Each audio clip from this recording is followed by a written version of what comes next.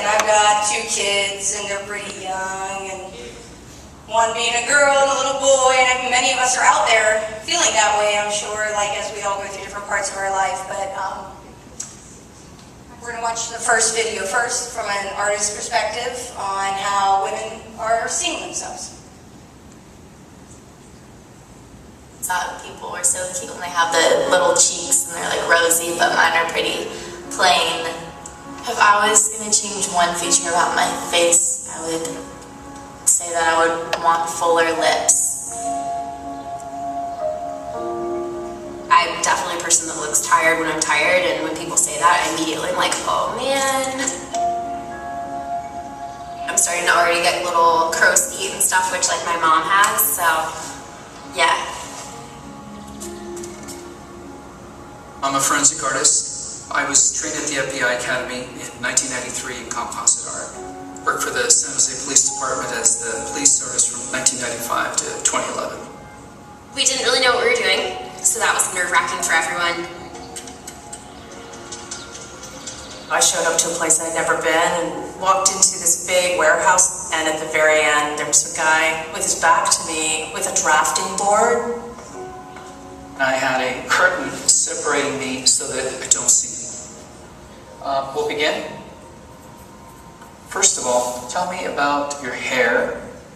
Brown, long, I guess a little bit past my shoulders. Your jaw. My mom told me I had a big jaw. Yeah, they're brown eyebrows, dark brown eyebrows. I didn't know what he was doing, but then I could tell after several questions that he was drawing me. Tell me about your chin. I guess I haven't really compared it to anyone else's chin, but especially when like I smile, I just feel like it kind of protrudes a little bit.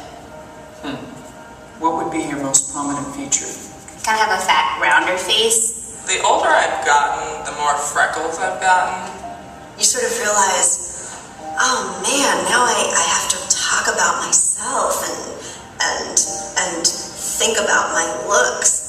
I'm 40, so I'm starting to get a little bit of the crow's feet thing going on. Once I get a sketch, I say thank you very much, and then they leave. I don't see them. I still didn't know. All I had been told before the sketch was to get friendly with this other woman, Chloe. Today I'm going to ask you some questions about a person you met earlier, and I'm going to ask you some general questions about their face. She was thin, so you could see her cheekbones. And her chin, it was a nice, thin chin. The women were really critical about moles or scars or things like that, and yet they were describing just a normal, beautiful person. She had nice eyes. They lit up when she spoke and were very expressive. The length of the nose, what is that like? It's short. Short. Yeah, cute nose. Her face was fairly thin. She had blue eyes, very nice blue eyes. Okay.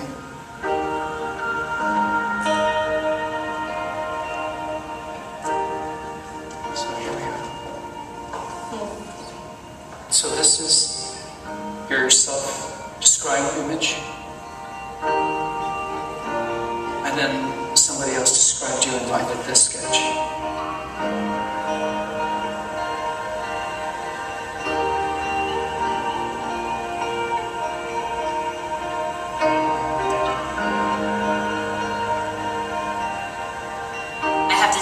About having dark circles and crow's feet around my eyes, and that was not part of the sketch at all that the stranger did.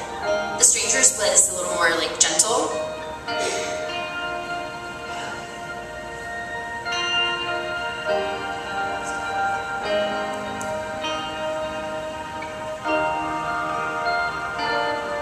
That's very different. Which is very strange.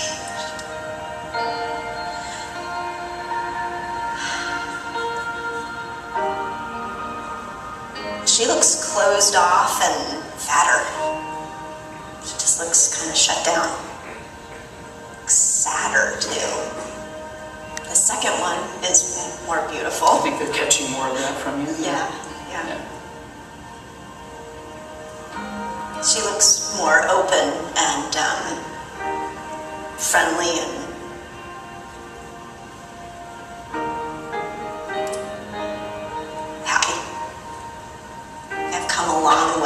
how I see myself, but I think I still have some way to go.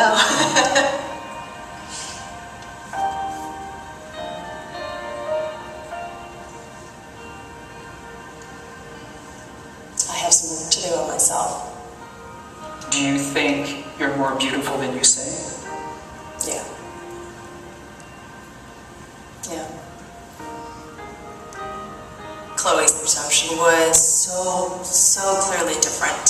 Her picture looked like somebody I thought I would want to talk to and be friends with, like a happy, light, much younger, much brighter person. It's troubling.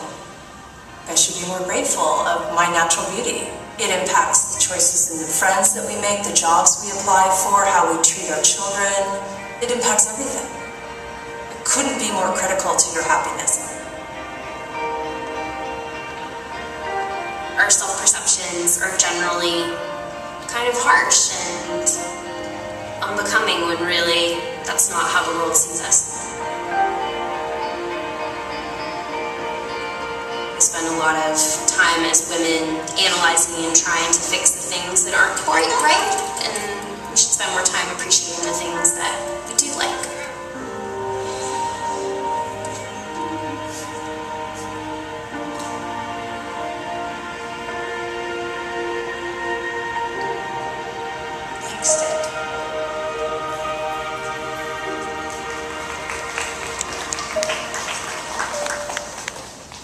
So this came up, and I know that was long, but it was really hard for me to find a spot to stop on the video. So this came up because the other day I was out with my daughter, who is 7, and we were at the playground, and she said to me, "I'm so glad you're like a boy." And I was like, "Really? What does that mean?" She said, "Well, because, you don't care what your hair looks like, and you can keep it short, and, you'll just do whatever." And it was interesting when she said that, because a couple things came up. Was that the way she saw strength was if it was identified as a boy. And that to me was interesting, because, she's seeing now, and it's already happening in her school, where she wasn't allowed to run with the boys during play time because the boys run fast, and the boys told her that she couldn't run with them because she was a girl. And she came back to me that day, and she didn't understand, and we kind of talked. I said, "Run with them anyways, And so the next day she did, and one of the boys defended her and said, "Well, she can run just as fast as us," and then she ran with boys. And I asked her, I said, "What do the girls do?" "Well, the girls do their thing too," she said. So it's happening at such a young age. This is what boys do, this is what girls do. And I remember growing up in my family where it was a pretty traditional, my mother stayed at home, my father worked, she raised the kids, but she kind of did everything. And my dad, who worked really hard, he was also a race car driver, so I was kind of around race car drivers all the time. And I noticed the only way to compete with men in my life was to be as crass and as aggressive as them. So I'm sure some of you who've talked to me know that I kind of cursed a lot.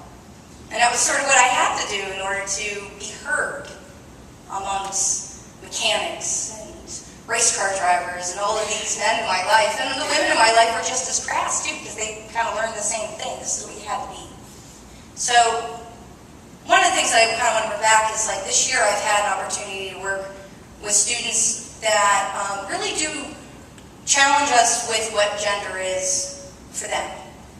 I just had a young man do this amazing portrait that's in one of our shows, using his own makeup and crafting it so specifically, and it took him hours. And he knew exactly what he wanted to do. And I wonder if in a different scene, if someone wouldn't allow him to do that if they projected on what was supposed to be. Same way I watch my son play in the dirt with a tutu on. It's his choice, right? So as we're moving forward, and I see these issues coming up more and more openly in our classrooms, that whether or not you're comfortable with them, how do we challenge that? And how do we get not only our young ladies, because this obviously was very female-driven, but I think every one of us sitting here as we age, think of ourselves, well, I used to be, and then what am I am now? And the more I feel myself now, the more empowered I am in my classroom, and the more of a presence I have in my classroom. And then if students know you feel good about you, then they're going to want to be in your presence more and more. And it's so hard, to age and see their little young faces and know that you're aging too, but how are you, though, so just as powerful? And one of the things I really would like us to think about, I just have one short clip left and then I'm done, is what our words say to our young men and women and how we say them can truly affect them. I think the one comment that always makes me cry in this last one, or in the first one, was the woman saying, "My mother told me my chin was big," or she said something. And I think about that, like what I say to my daughter, or what I say about myself and how it reflects on them, and they're listening. Same way, even though they're in high school, maybe they've been told all these things, but how do we become a role model for them and change how they feel? And I'm sure many of you have seen this last clip, and Ted, we can go ahead and pop the next one on. But it's always a good one to remember in the long run. And I think it can go with boys or girls in the end, too.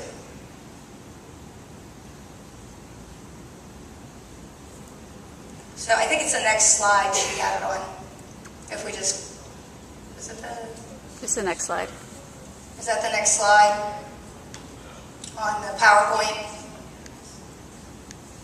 If you go back to the PowerPoint.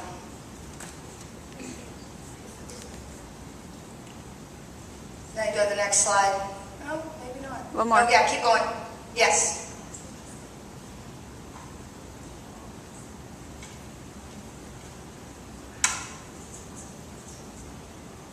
Hi, Erin.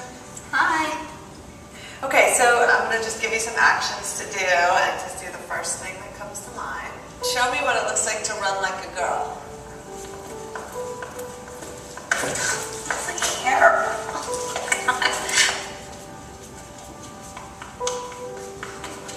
Show me what it looks like to fight like a girl. Now throw like a girl. Aww. My name is Dakota and I'm 10 years old. Show me what it looks like to run like a girl. Throw like a girl. Fight like a girl. What does it mean to you when I say run like a girl? It means run fast as you can. So do you think you just insulted your sister? No. I mean, yeah, insulted girls, but not my sister. Is like a girl a good thing? Actually, I don't know what it really, if it's a bad thing or a good thing. It sounds like a bad thing. It sounds like you're trying to humiliate someone. So when they're in that vulnerable time, between 10 and 12, how do you think it affects them when somebody uses like a girl as an insult? I think it definitely drops their self-confidence and really puts them down, because during that time they're already trying to figure themselves out, and when somebody says you hit like a girl, it's like, well, what does that mean? Because they think they're a strong person. It's kind of like telling them that they're weak and they're not as good as them. And what advice do you have to young girls who are told they run like a girl, kick like a girl, hit like a girl, swim like a girl? Keep doing it because it's working. If somebody else says that running like a girl or kicking like a girl or shooting like a girl is something that you shouldn't be doing, that's their problem. Because if you're still scoring and you're still getting to the ball in time and you're still being first, you're doing it right. It doesn't matter what they say. I mean, yes, I kick like a girl and I swim like a girl and I walk like a girl and I wake up in the morning like a girl because I am a girl. And that's not something that I should be ashamed of. So I'm going to do it anyway. That's what they should do. If I asked you to run like a girl now, would you do it differently? I would run like myself. Would you like a chance to redo it?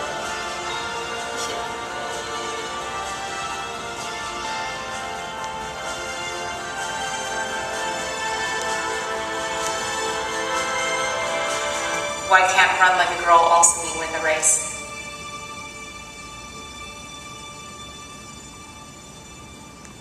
So that's all.